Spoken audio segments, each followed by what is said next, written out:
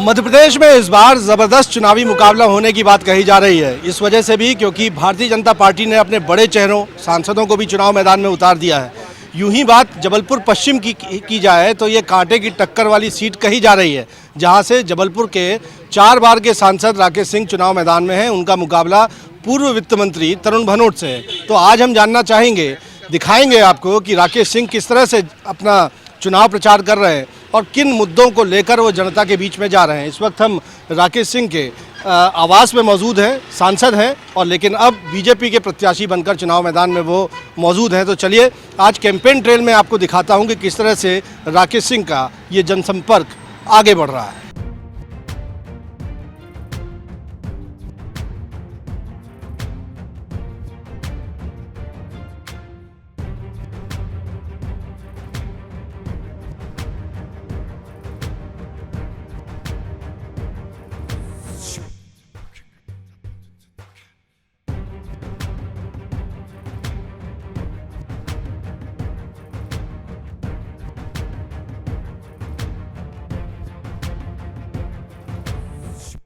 मध्य प्रदेश के विधानसभा चुनावों में सबकी नज़र जबलपुर पश्चिम की विधानसभा सीट पर है, क्योंकि यहाँ मुकाबला इसलिए भी दिलचस्प है क्योंकि महाकौशल में बीजेपी के सबसे बड़े चेहरे पूर्व भाजपा के प्रदेश अध्यक्ष 4 बार के सांसद राकेश सिंह चुनाव मैदान में हैं और किस तरह से वो जनसंपर्क कर रहे हैं, अपनी बातों को जनता के बीच में कैसे रख रहे हैं, आज हम इस कैंपेन ट्रेल के जरिए समझने की कोशिश करेंगे। इस वक्त मेरे साथ राकेश सिंह जी हैं। पहले तो बहुत बहुत स्वागत है सर आपका IBC 24 पर। और हमने देखा कि आपकी उम्मीदवारी जो थी वो काफ़ी चौंका रही थी। 2018 और 2023 काफ़ी चीज़ बदली है। पूरे मध्य प्रदेश में आपको दौरे करने थे, लेकिन अभी पश्चिम की जनता के बीच में आप जा रहे हैं। स्वाभाविक है कि अभी हम चूँकि पश्चिम विधानसभा क्षेत्र में पार्टी ने मुझे जनता का आशीर्वाद लेने के लिए भेजा है, तो पश्चिम विधानसभा क्षेत्र से चुनाव लड़ना है तो उसी के हिसाब से तैयारी करना होगी और उसी के हिसाब से जनता के पास आशीर्वाद लेने के लिए जाना होगा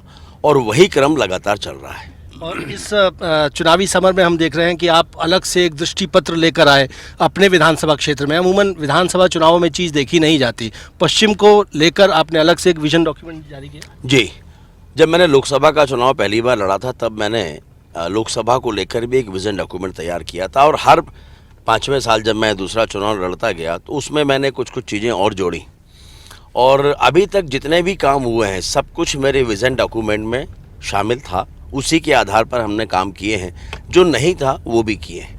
अब चूँकि उम्मीदवारी पश्चिम विधानसभा क्षेत्र से है तो पश्चिम विधानसभा क्षेत्र में करने के लिए बहुत कुछ है। पिछले 10 सालों में विकास की दृष्टि से अगर हम देखें तो काफ़ी पिछड़ा है पश्चिम, क्योंकि वहाँ विकास पर ध्यान नहीं दिया गया और इसलिए तय किया है मैंने, अलग अलग मुद्दे तय किए हैं। उनमें से हर रोज़ कोई ना कोई मुद्दे पर हम बात करेंगे।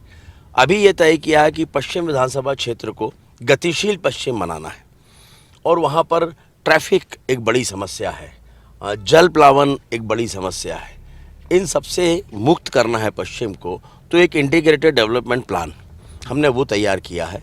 ट्रैफिक के लिए जो हमारा कह सकते हैं हम टेक्नोलॉजी है और उसके अलावा जो इंफ्रास्ट्रक्चर है, इनका उपयोग करके हम ट्रैफिक का मैनेजमेंट काफ़ी हद तक ठीक कर सकते हैं। जल प्लावन की समस्या भी बहुत ज़्यादा है। पूरे तौर पर हमको पश्चिम से जल प्लावन की समस्या को हटाना है, दूर करना है, तो उसकी भी तैयारी उसमें हमारी है। कुल मिलाकर अगर हम कहें तो एक ऐसी विधानसभा के रूप में इसको विकसित करना जहां पर पिछले 10 सालों में समस्याओं का निराकरण नहीं हो पाया और वो समस्याएं बढ़ती चली गई, वो तो समाप्त हो ही, लेकिन उसके साथ एक नया पश्चिम विधानसभा क्षेत्र लोगों के सामने आए। आपके बड़े नेता, हम कहें कि देश के प्रधानमंत्री हों चाहे अमित शाह जी हों, लगातार बीजेपी एग्रेसिवली बड़ा चुनाव प्रचार कर रही है, लेकिन कांग्रेस भी पीछे नहीं है। लगातार जो कांग्रेस की ओर से सभाएं हो रही हैं, प्रियंका जी घोटाले गिरा रही हैं मध्य प्रदेश में, या कमलनाथ कह रहे हैं कि नर्वसनेस है कहीं पीछे आप लोग बड़े बड़े सांसद चुनाव मैदान में।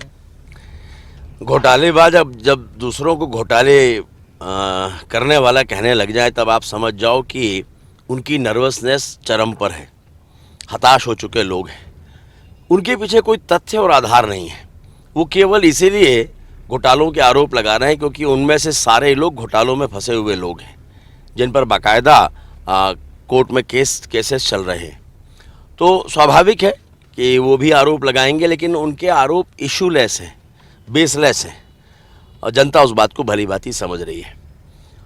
कमलनाथ जी हों, दिग्विजय सिंह जी हों या कांग्रेस के बड़े नेता, सभी ने इस बात को अब समझ लिया है कि जनता उनके साथ नहीं है, जनता भारतीय जनता पार्टी के साथ है। और स्वाभाविक रूप से जो हताशा उनकी है वो हमको सामने दिखाई दे रही है।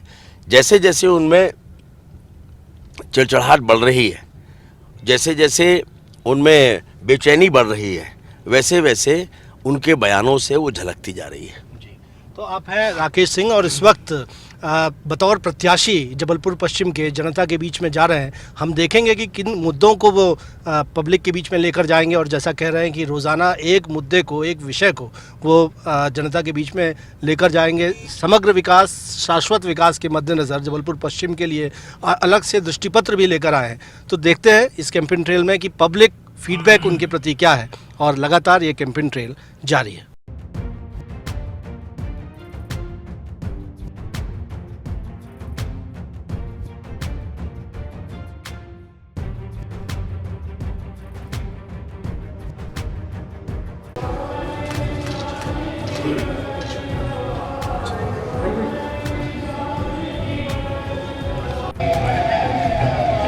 पश्चिम विधानसभा के भाजपा प्रत्याशी भाई राकेश सिंह का कार्यालय है।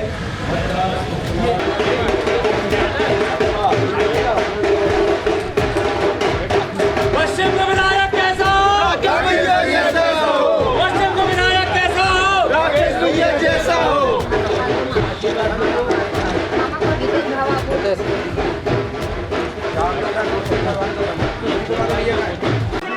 तो जबलपुर पश्चिम में बीजेपी के प्रत्याशी राकेश सिंह का जनसंपर्क किस तरह से चल रहा है मैं आपको दिखाऊंगा, और आप देखेंगे कि महिलाओं में विशेष उत्साह जो है वो नज़र आ रहा है, और ये बताता है कि लाडली बहना योजना का कुछ असर तो ज़रूर है, और जैसा बीजेपी की ओर से दावा किया जा रहा था।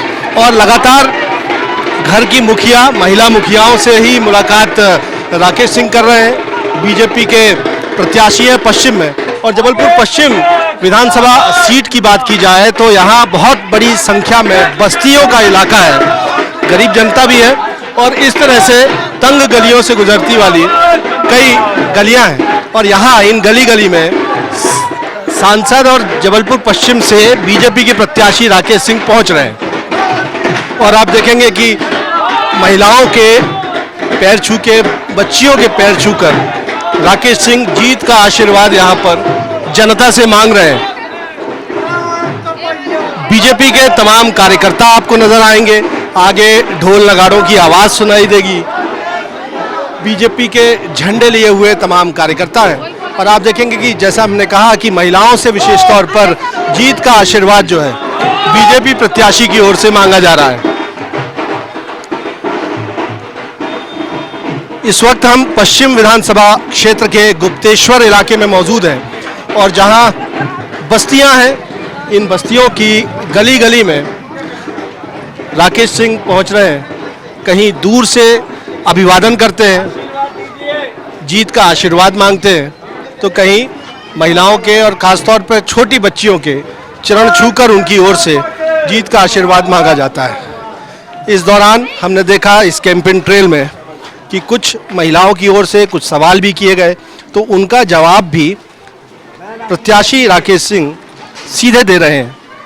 वो कह रहे हैं कि कौन कौन सी शासकीय योजनाएं हैं जिनका फ़ायदा संबंधित हितग्राही तक सरकार पहुंच रही है, और सरकार की ओर से जो योजनाओं का लाभ हितग्राहियों से तक पहुंचाया जा रहा है, उन योजनाओं के दम पर भी इस चुनाव प्रचार में जनता से जीत का आशीर्वाद मांगा जा रहा है, वोट मांगे जा रहे हैं। तो आप देखेंगे कि ये पूरा कैंपेन ट्रेल में कि बड़ी तादाद में बीजेपी के कार्यकर्ता हैं, सांसद राकेश सिंह के समर्थक हैं, जो उनके साथ इस जनसंपर्क में आगे बढ़ रहे हैं। देखते हैं कि पब्लिक फीडबैक क्या कहता है। तो जबलपुर की पश्चिम विधानसभा सीट से इस बार 4 बार के सांसद राकेश सिंह चुनाव मैदान में हैं। उनके कैंपेन ट्रेल में हम आपको दिखा रहे हैं कि किस तरह से वो गली गली घर घर जाकर जनता से वोट मांग रहे हैं, जीत का आशीर्वाद मांग रहे हैं। जनता क्या सोचती है हम उनसे बात करने की कोशिश करेंगे। लाडली बहना योजनाओं को बड़ा महत्वपूर्ण इस बार बताया जा रहा है। पहले तो आपसे जानना चाहूँगा कि इसका लाभ आपको मिल रहा है कि नहीं मिल रहा है, और यदि मिल रहा है तो क्या लगता है कि ये महत्वपूर्ण साबित होगी चुनाव में? सब साबित हो। क्या लगता है? अच्छा लग रहा है। तो पड़ला किसका भारी है पश्चिम में, कांग्रेस का कि बीजेपी का? दोनों का। आप क्या कहेंगे माताराम? अभी ये जनसंपर्क यहाँ पर चल रहा है, क्या देखा आपने?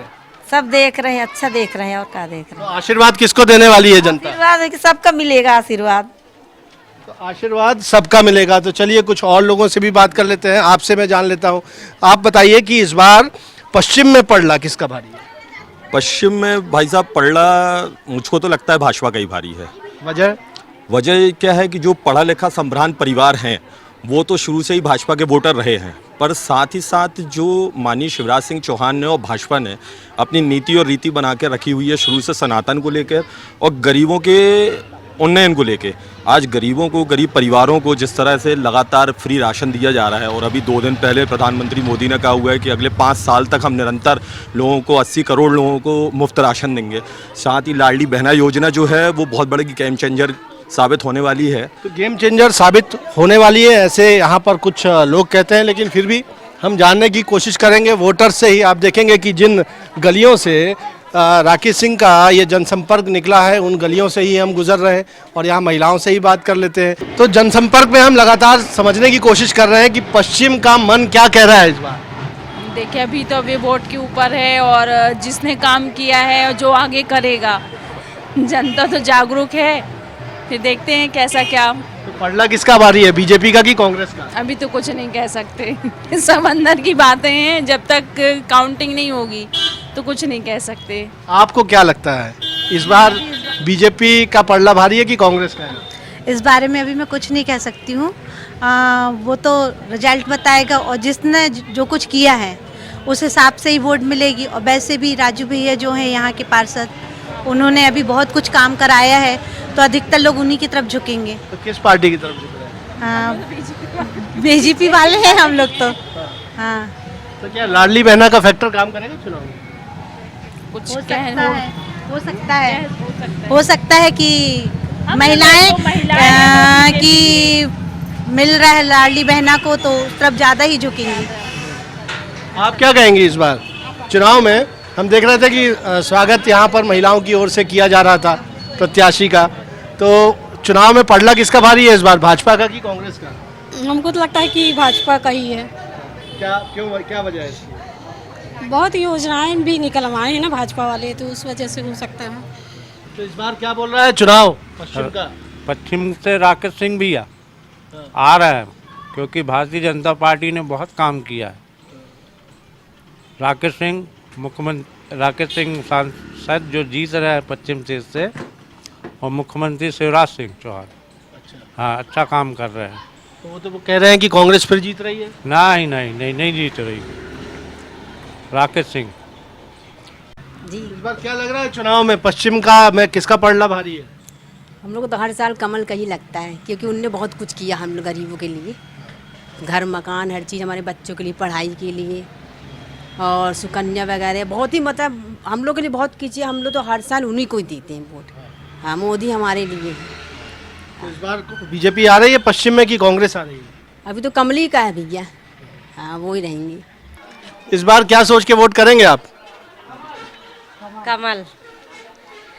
तो कमल देखकर वोट करेंगे। कमल देखकर वोट क्यों करेंगे? क्या लग रहा है आपको, जो सरकार योजनाएं गिना रही है उसके मुताबिक फायदा हुआ है यहाँ पे? जी, तो देखिए महिलाएं भी हैं, आम वोटर भी हैं, और इनमें से अधिकांश लोग तो कम से कम ऐसा कह रहे हैं कि शासकीय योजनाओं का कुछ लाभ मिला हुआ है। कुछ कहते हैं कि बड़ा दिलचस्प चुनावी मुकाबला है, देखना है अंजाम क्या होगा। उसका अंजाम का इंतजार तो सबको है, लेकिन फिलहाल हम देखते हैं इस कैंपेन ट्रेल में कि आगे कुछ और क्या होता है। तो चलिए इस कैंपेन ट्रेल को जारी रखते हैं।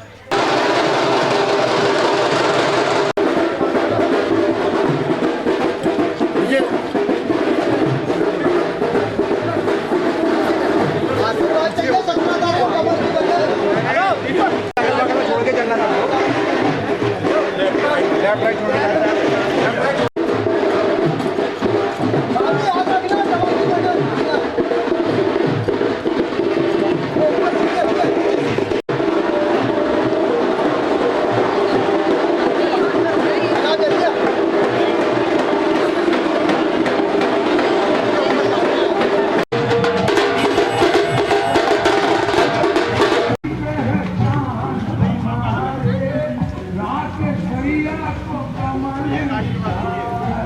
तरफ से